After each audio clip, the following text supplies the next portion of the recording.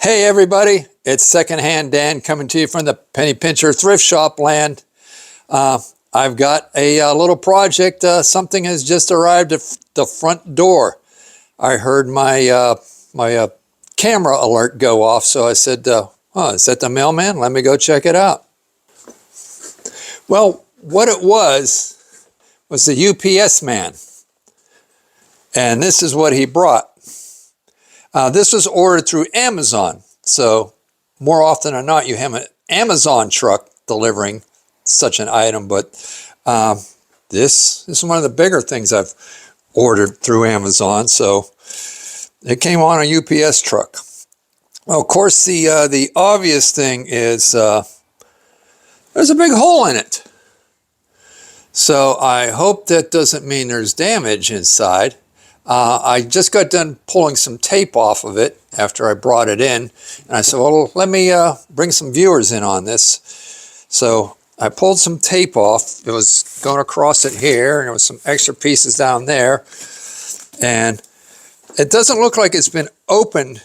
I don't think it's been opened, taken out, and put back in the box, because this end still seems to be a factory seal on it. So let me get into it. So I didn't have to cut this one. And here's like a factory tape right here going over the corner that still seems to be sealing it. This one. So I need something sharp to cut it. That'll work.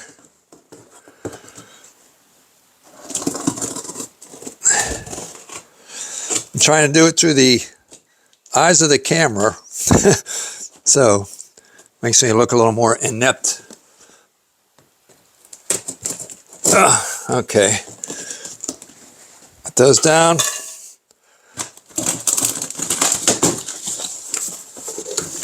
This is a 30,000 BTU blue flame heater. Okay, so far everything looks to be in order. At least the styrofoam isn't fractured, or I don't see a dent. This is still taped in place. The reason I got this heater is because here in my showroom, I have the radiant heater back here right now. This heater, it's a good heater, but you can see it says high, it says low. There is a fan. I did try that. I plugged this thing in and turned it on, and poof, it kicked the breaker. So it wasn't, I didn't think the fan was that critical. But this is, right now you can see it's on high because both elements are lit. If I back it down to the low, it's going to do just the one element. But even no matter whether it's on high or low, this heater will forever be on. Not beyond, but be on, because it has no thermostat. So you either choose high or low. These past couple days I've been keeping it on high. It's gotten down to the average in the mid-20s past couple of days. And that supplements the heat here, so that this furnace, overhead furnace, which is not going to be as efficient as the radiant heater, because the radiant heater is what's known as an unvented. So that means 99% of the heat this thing creates, you get back. It wafts into the room. Whereas this furnace, it's pretty good for being an old thing, but it is connected up to ductwork. Not the heating ducts that blow the heat around your house, but there's an exhaust pipe on it, which means they have to exhaust X amount of the carbon monoxide the furnace is producing out the chimney. So it's not the same efficiency as that radiant heater. But the heater that I bought is going to be just as efficient but it also has a thermostat on it. So whenever the temperature reaches, I hope to keep it around in the 55-degree range, whether I'm here or whether I'm away. So it'll kick off once the room reaches the correct temperature. Whereas the radiant heater back there, I don't know if you can see it from back here. There it is. Look just above that dollhouse. You can see a little orange glow. It will continue to run. It does get cold enough in here that, like I say, the overhead furnace will kick on. The radiant heater by itself will not heat enough that the furnace never kicks on. Of course, the colder it gets outside, the more often the overhead furnace will kick on. But when it gets warm enough outside, neither one should kick on if I have this one and the furnace connected. So let's go ahead and start taking this thing out of the box. Now, I'm not sure how typically a delivery person is supposed to alert you to the fact that you have a package, but like I said, my Ring doorbell went off, so I knew somebody was out front, and I ran up to the front door. I was expecting the mailman because I said, well, nobody's trying to come in. I left a note in the mailbox. It's an ongoing thing that my mailbox, when I have outgoing mail, I have a styrofoam insert I put in there because a lot of times I'm shipping packages and I don't want to leave packages sitting out there. And plus, the packages won't fit my mailbox anyway. So I leave a flag that I made. It says mail, outgoing mail inside the store today. But I don't know why the UPS guy, what if I hadn't heard my alert go off? You know, this is a big package, but, you know, porch pirates can be daring. I've never had anything stolen from a porch pirate, but we know they're alive and well out there. All right. He could have knocked on the door. Like I said, it was right outside the door. Even if he just dropped the package and went boom, boom, boom, and split. He didn't have to, just one fraction more of an effort. All right, anyway. Now here's the feet for this heater. This here bracket is the wall mount bracket. If you want to mount it directly to the wall, you screw this to the wall, and then the heater will hang on those ears.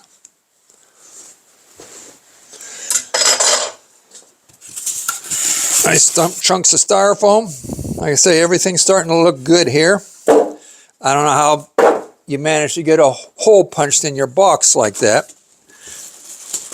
I mean, I've never worked in the shipping industry, but I have worked in warehouses. And I know if I had punched a hole in a box like this, the foreman would have been furious with me.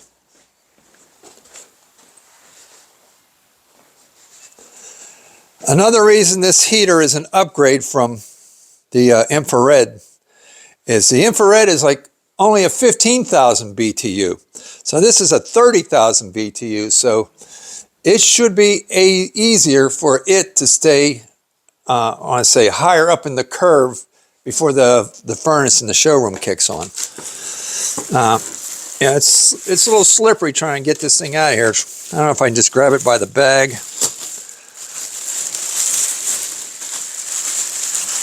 There we go. Okay, slowly, make sure the bag ain't tearing. Set it down on the box. Slide the bag down.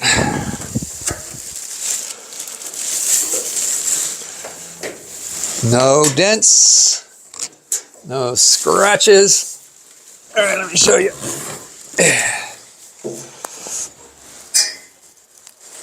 Okay, huh. Well, it's definitely impressive to look at. I'm used to it. Most of these heaters would have a glass panel on the front of them.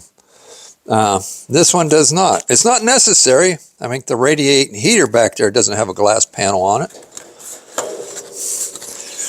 If they just decided glass wasn't necessary and they stopped putting glass over them. Well, this is Mr. Heater. I guess he's friends with Mr. Coffee. All right, now, like I said, this one has a thermostat, and you can tell that easily by, you see that copper rod there on the bottom? That's the thermostat. That's what picks up the ambient temperature in the room and tells it it's warm enough, you can kick off now, or it's cold enough, you can come back on. Now you have the option of wall mounting it or using the feet. I don't see any, oh, there they are. I was going to say I don't see the holes. They're real small holes. So let me go see and make sure these will sit on the same platform where the heater is right now. Well, it looks like it might be a little bit wider. All right, let me go check on that.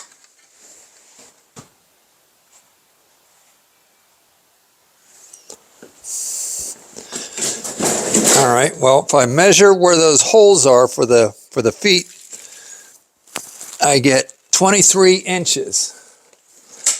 Now I know my little table back there. Let me show you. This heater's sitting on a nice, almost looks like a picnic table stool, but it is only 20 inches. So we know that the feet are going to overhang on either side. And it would be too unstable probably to set it on here without feet. This one has just one huge foot. So that's why it's sitting stable. So in order to accommodate the extra width of the heater, I'm going to have to probably put a piece of plywood on here that extends maybe 2 more inches over each side. That would be 24, and we said it was 23 wide on those holes. Yeah, but that's the center of those holes. So we'll go 3 more inches on each side. Like I said, this is a natural gas heater. You can see here's my gas line. It's kind of camouflaged in there. I got a lot of things hanging from this gas line. Electric power cord, I have the light fixture up there, and I have all this greenery around it. And it runs through that wall. You see over here, it's connected to the overhead furnace. Runs down here, and it's connected right there. So which begs the question, did anybody notice, is the one new heater, the blue flame, is it on the bottom or on the back?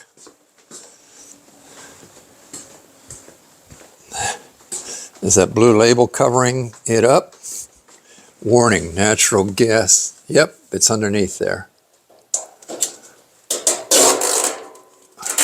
So we definitely got to put the feet on it if it's not hanging on the wall. The reason I don't want to hang it on the wall is because I want to keep it away from the wall, because the wall is cold.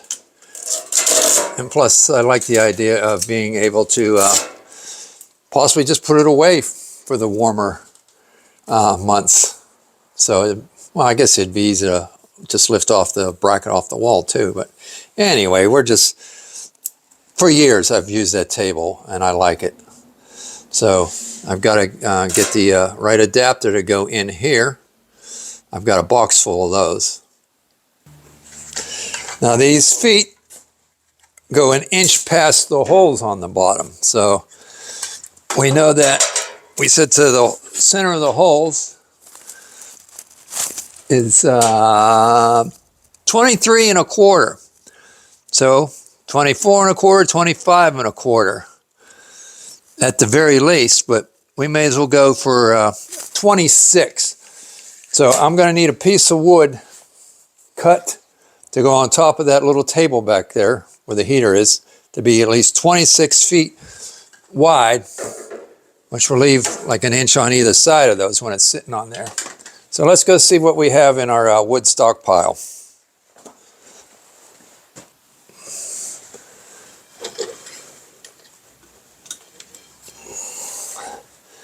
See, I have a lot of wood leaning against the wall back there. You could use something like this, but being it's particle board, after a couple of months or a year, it's going to start drooping on the ends from the weight. So I prefer to use something a little more rigid.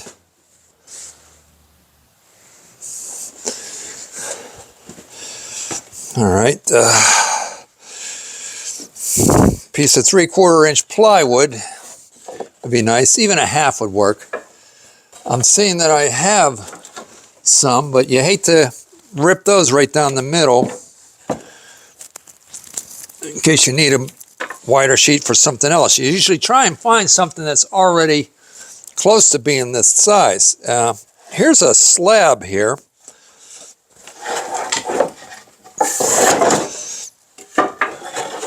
Oh, I'm not even sure where I got that. That is a heck of a slab.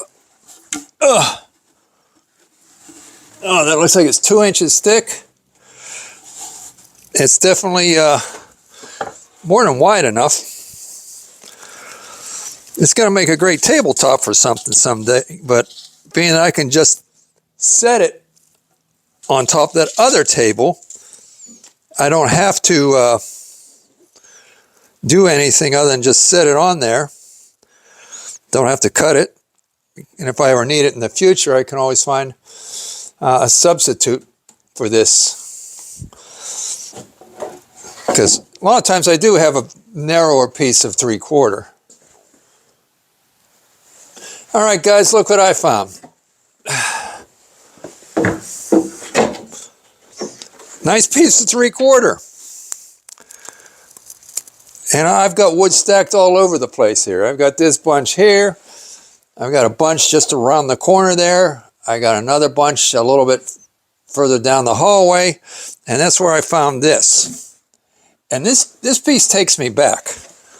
This piece is a section out of the back. I think it was like a 93 Dodge Ram truck that I had bought.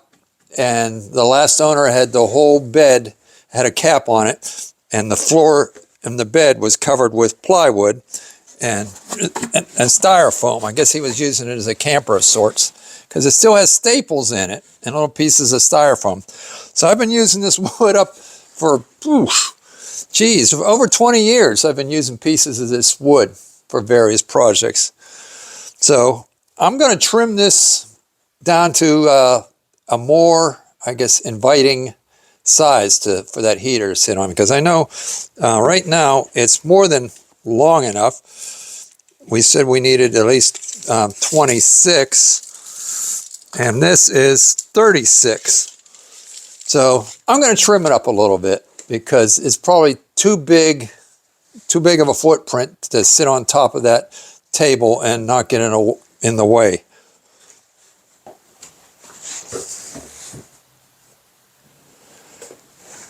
Now, the actual width of the heater, not the footprint, not the feet on it, but the actual box of the heater is like 28 inches. So we're going to narrow this down to 28 inches.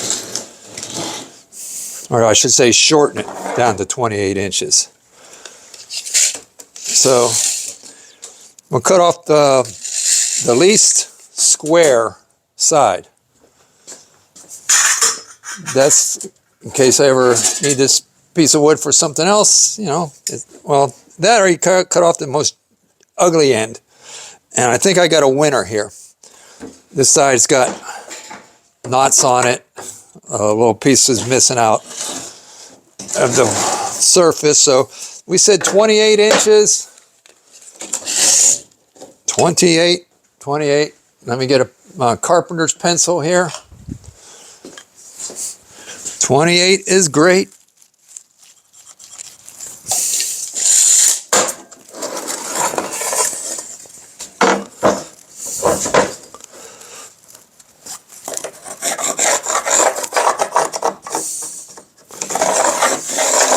I'm here in the workshop where it is a pleasant 37 degrees.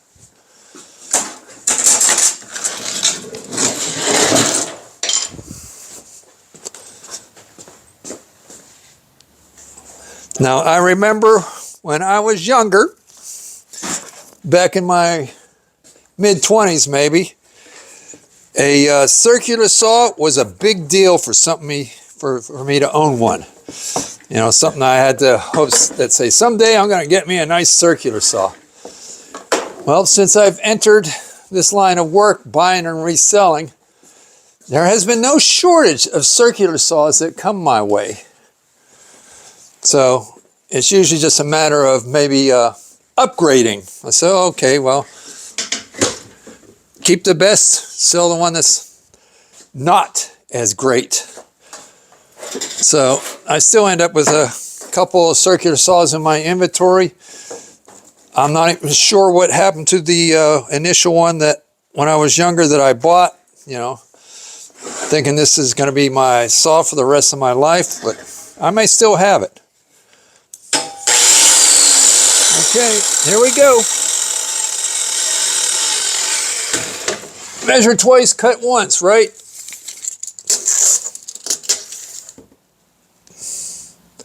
$28. Let me lower the blade a little bit. Looks, that's good enough.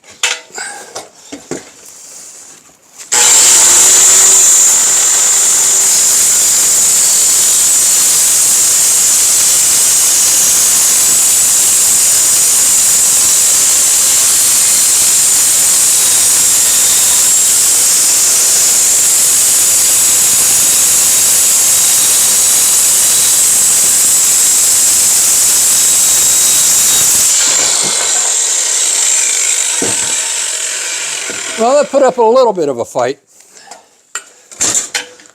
You know, it's really dull though when it's smoking, when it smells like a campfire, but it'll get through the next cut. I believe it, I measured that tabletop and it's 14 inches deep. This is 19 inches right now, so let's go do a test fit and see how it looks with 19 inches deep. Do I really want to narrow this? All right. Move this tray out of the way. Check that out. I believe that's copper underneath that brass plating. Probably end up scrapping it one of these days for the copper. Feels about like 5 pounds there. All right, well, this is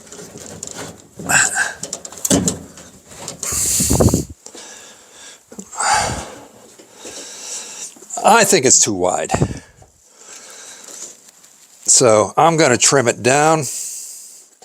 I guess the question is by how much? The feet for the new heater,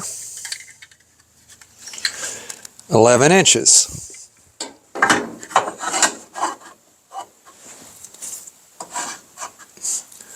So that's an excess easily of 6 inches that I don't need.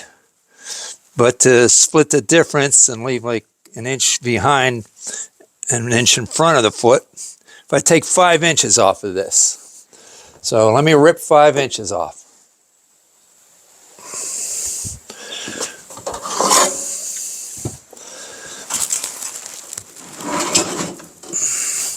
What I'm going to do with the old one is post it on the marketplace for sale.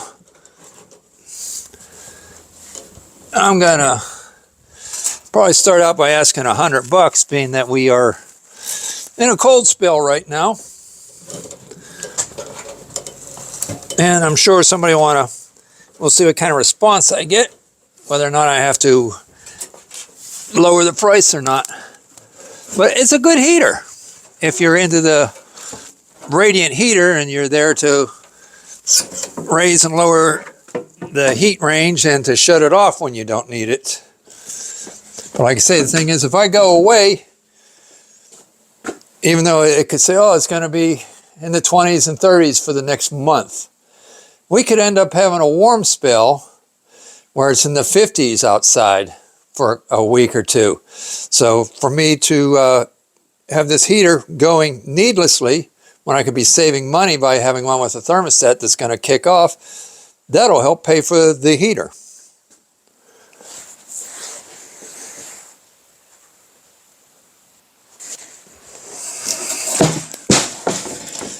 Okay. Which side to take the 5 inches off of? I think I'll take it off this side. Yeah.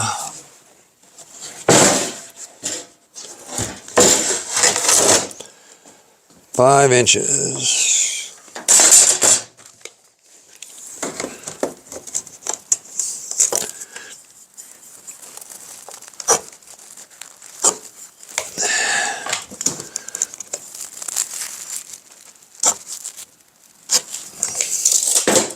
Get the straight edge out.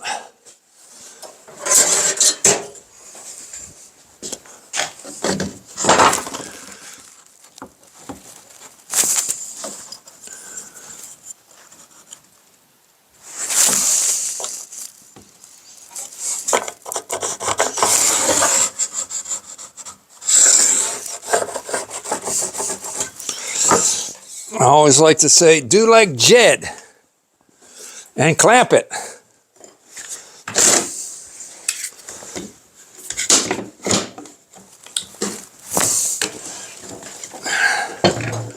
It's going to be, need to overhang a little more. Okay.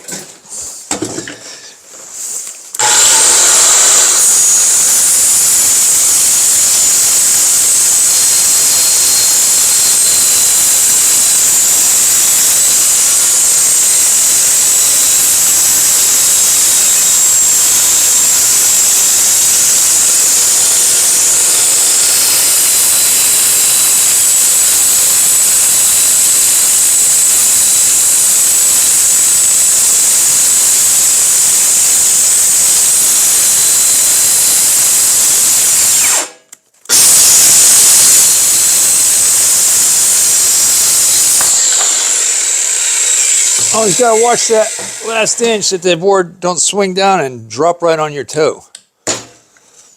I did see a tiny little spark, 2 little sparks come out, which means I probably hit some staples.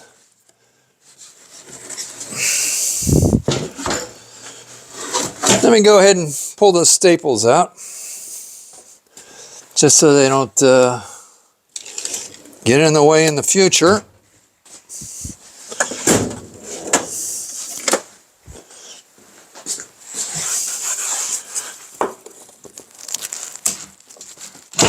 Wish I thought of it earlier. But one less spark. I'm sure every little bit helps break down the sharpness of your blade. Even wood, of course, over time wears down the sharpness of your blade. But hitting staples is going to do it even sooner. Although I think that was almost unmeasurable, the amount, I'm sure, of harm it did to the blade. But as a practice, you should look for staples and nails if you're using previously used lumber. I mean, I'm tempted, but I'm going to pass on the temptation. I'm tempted to paint this, but I'm going to forego that formality.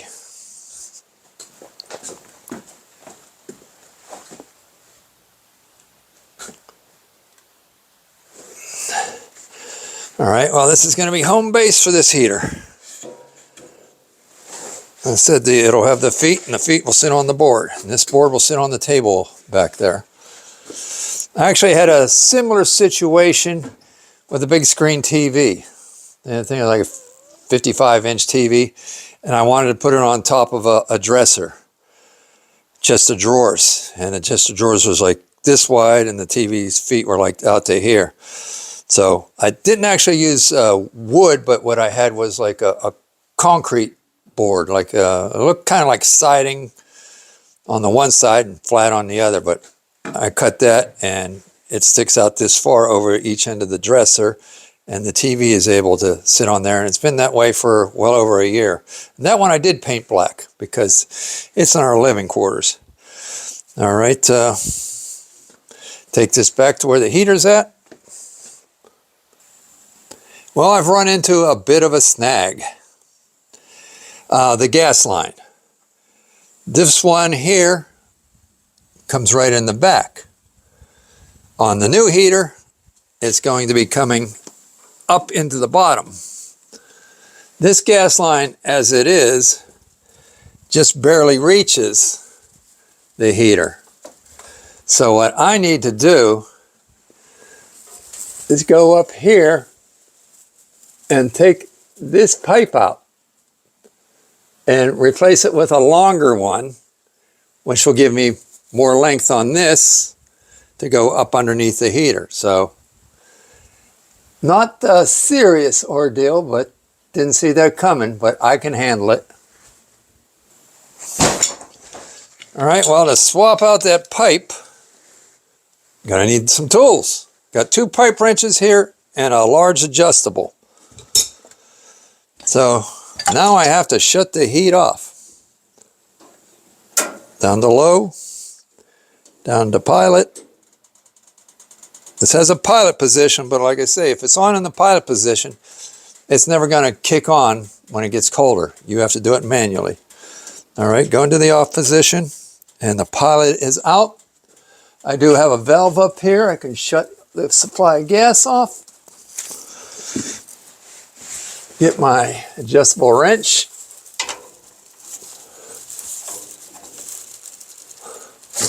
All right. Okay, the flexi line cracked loose.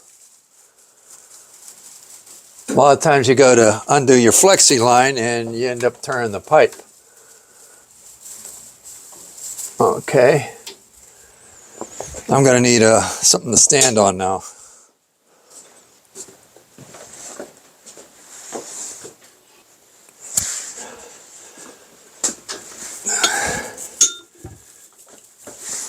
Okay, moving some of this greenery,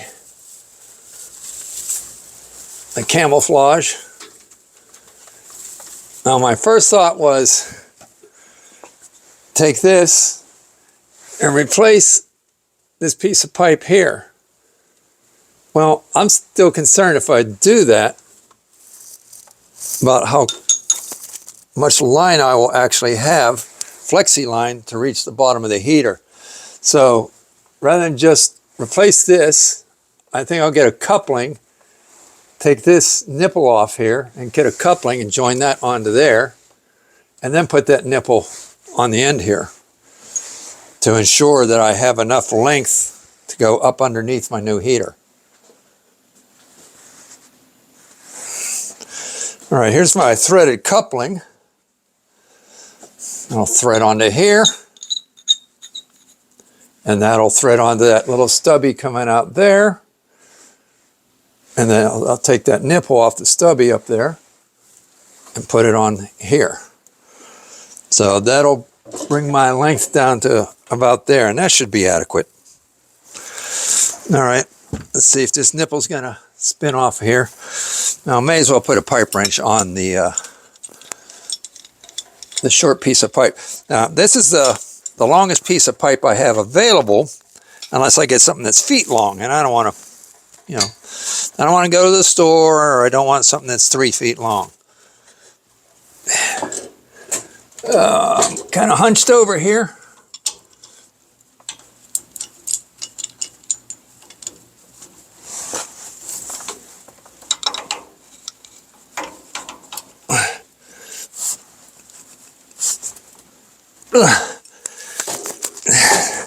It's hard putting your muscles into it in this position. Oh, son of a gun. Son of a gun, that is tight. I'm the guy to put that on there. How tight would I have made it? Gotta watch I don't slip and fall here. It's a little wobbly. Don't want to crush this painting either. All right, time out. Let's not do anything crazy.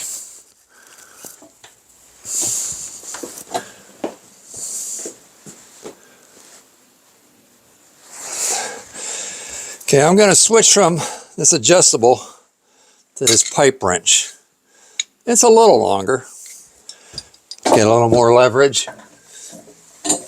I'm actually working on a brass fitting, and so you should try and use a smooth jawed thing such as an adjustable wrench so you don't mar, there it goes, so you don't mar up your brass. Man, that is snug. It almost feels like it's Loctited on there.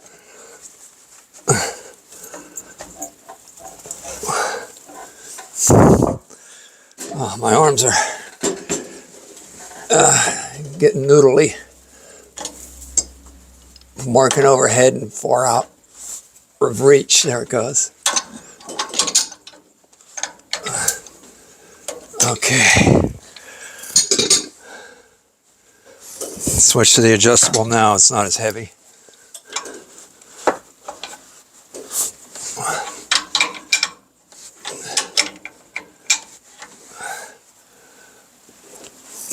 You know what I'm going to do after I assemble this?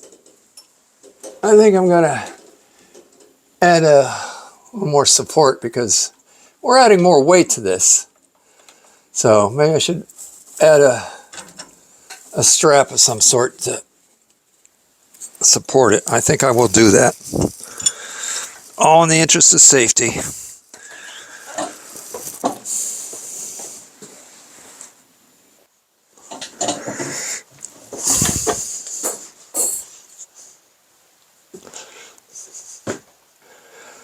I'm still on here. Seems like there's no simple way to do some things. I thought this was going to be, you know, just a matter of twisting off the supply line and attaching resupplying it to the new heater, but it's been getting interesting. All right, my eye bolts, wood screws in here. This looks like the one. I will find the floor joist up above and screw this into it, and then hang what looks to be the caliber of a swing set chain to cradle the pipe, support it. This is the chain I found. I actually found a couple lengths of it. I was actually hoping to find something that looked a little more used. You hate to use something that looks pretty and it's got a long length to it for something as simple as just holding a piece of pipe up in the air. But bottom line is this thing's probably been laying in the back room, one of the bins for a couple of years. So, and I've got more of it. So just be done with it, cut a length of it off and use it. So somewhere between that bulkhead over there and that flue pipe is where my eye bolt is going to go up into. Got to find the joist. Let me locate that. Now what you're looking at up there is just some old-fashioned ceiling tile. Those are, what are they, like 14 by 14 squares, and they are stapled to a furring strip which goes crossways against the joists that are up in there. So I hope to just poke and poke until I feel I found either the furring strip or the joist, or either or. I'll sort it out, and then I'll drill a hole and run this up into it.